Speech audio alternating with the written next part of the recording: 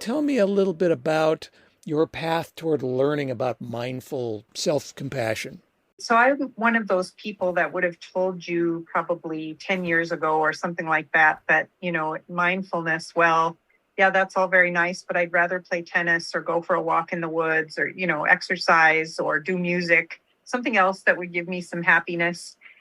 And then my son got quite ill, and part of his treatment was to learn mindfulness. And so I was trying to be supportive of him. And this is not a secret because he made some YouTube videos about this for other teens struggling with issues. And I started to get really interested in some of the science behind mindfulness.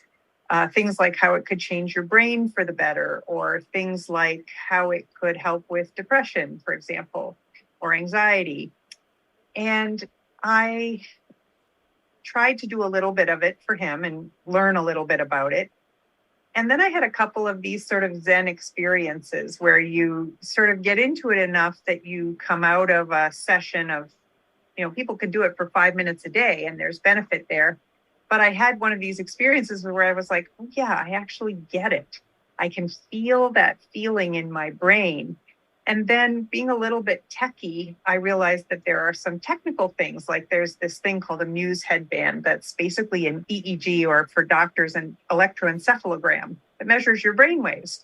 And we can quantify, count, and measure brain waves that are associated with meditation and happiness and sleep. Delta waves are the ones everybody knows about because those are sleep, right? And then there are other devices that can help with biofeedback, your blood pressure, your heart rate, those sorts of things that can tell you that you're actually training your body to do something that's good for you.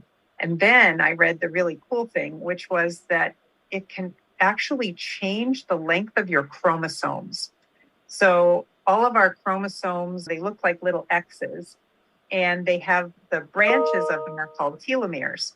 Well, it turns out that people with things like cancer have short telomeres, especially in those genes that are affected by the cancer. But if you meditate for 30 days, for 30 minutes, I think that's the right metric, they can measure that your telomeres get longer being good.